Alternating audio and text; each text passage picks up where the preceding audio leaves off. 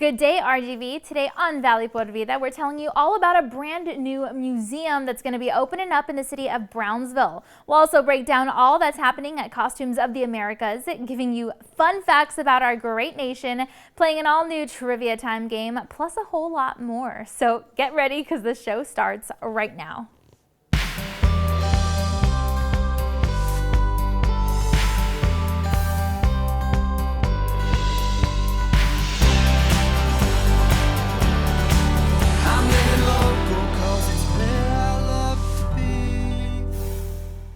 Hi there, and thanks again for joining us today. I'm your host, Danielle Banda, and we're kicking off today's show in a very colorful way. See, our team had the chance to catch up with events coordinator for the Brownsville Historical Association, and we got all the details on their new museum opening happening in September. Now, this is going to be a very exciting place for the community, so go ahead and check it out. My name is Tara Punett. I'm the Executive Director of the Brownsville Historical Association. And I'm here at the Costumes of the Americas Museum opening September 13th here in Brownsville, Texas. The museum was formerly located at the Dean Porter Park and is now at its new location. Our mission is to promote culture and arts, so the exhibits in this museum will have to do with costumes of the Americas. That's North, Central, and South America, indigenous, as well as fiesta-style dresses and outfits. So we welcome everyone in the community to visit us during regular museum hours. And the first month that we are open through October 15th, every Saturday is free admission. Other days of the week we are charging admission. So here they'll learn about the various cultures of the Americas through the clothing and textiles from each region. So we are opening Tuesday, September 13th this year. Our hours are 10 a.m. to 4 p.m. Tuesday through Saturday. Through the hard work of board members and volunteers and BHA staff, we were able to move from the former location, inventory some of the costumes and textiles that were there on display, and put them in storage. And so, yeah, it was a real collaboration between board members, staff, and many volunteers.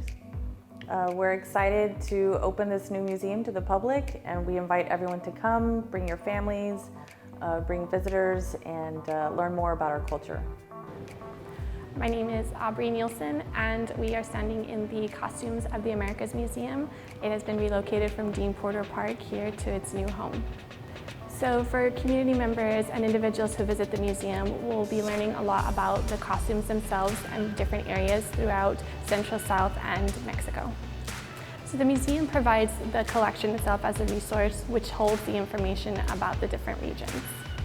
The museum is unique to the Rio Grande Valley because it is the only one of its kind that provides information on regional textiles.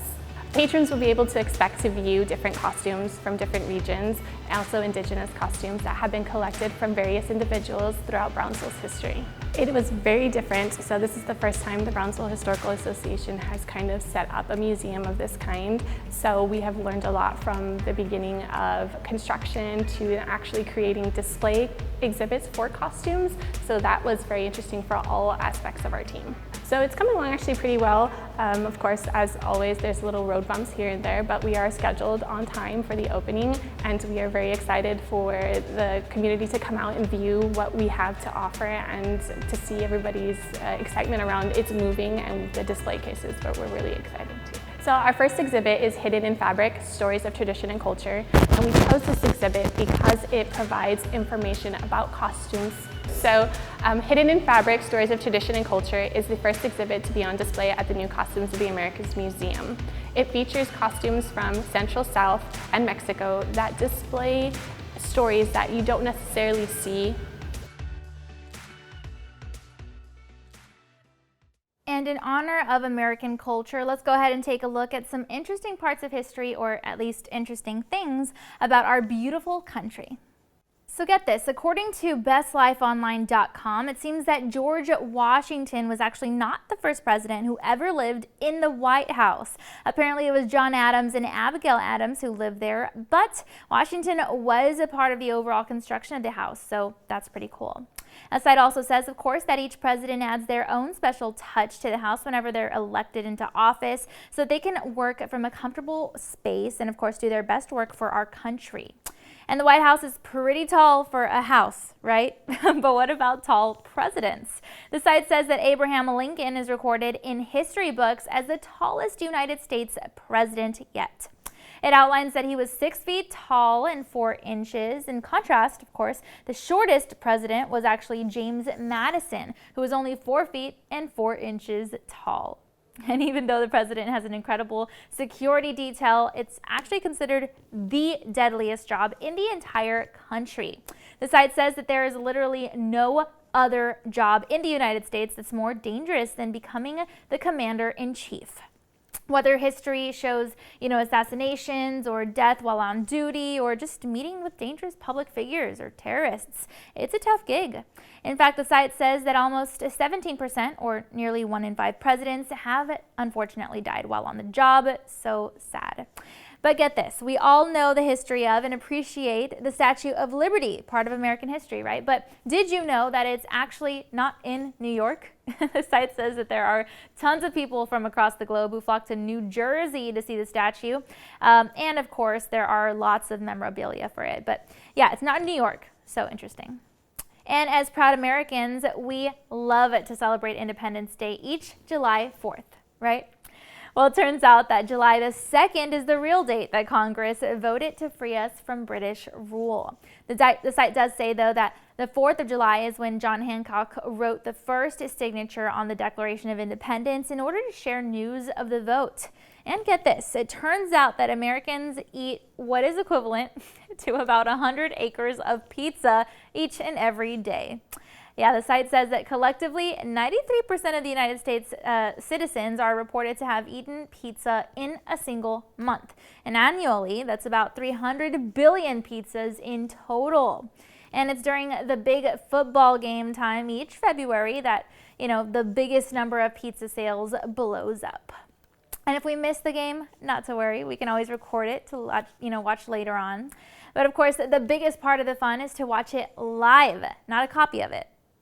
Speaking of copies, though, the site also outlines that there's actually more than one copy of the original Declaration of Independence. See, after it was adopted, they made efforts to spread the word by reproducing the original document, and then the entire process was overseen by the Committee of 5 to make sure that, it was correctly done and ethically as well.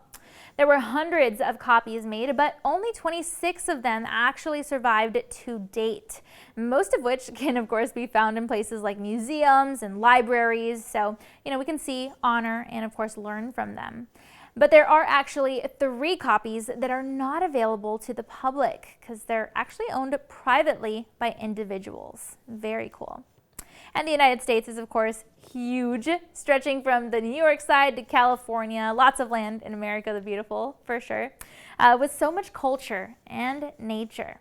In fact, grizzly bears were once found all across the state of California, but that was back before the mid-1800s. Nowadays, there are 0 grizzly bears, even though the animal is indeed on the popular California flag. They were unfortunately all either captured or killed throughout the years, so essentially their state animal does not exist in their state. It's so interesting. And apparently the site outlines that the average American ends up throwing away about 4.4 pounds of trash every single day. It outlines that the Environmental Protection Agency reported information relaying that around 1.4 billion pounds of trash gets thrown away in the United States alone per year. The site also says that in some states, it's recorded that there are actually more cows than there are people. Yeah. Apparently Idaho, Kansas, Montana, Nebraska, North Dakota, Oklahoma, South Dakota, Wyoming. These are just some of the states with more cows than humans. And apparently the original capital of the United States was not always Washington, D.C. Where was it, you ask? Let's find out. So what was the original capital of our great nation? Was it Austin, Juneau, Alaska, Little Rock, Hawaii, or maybe Massachusetts? Well, please don't cheat because we're going to give you just a quick commercial break and a weather break. But when we return, we're going to give you the answer. So we'll see you in just a bit.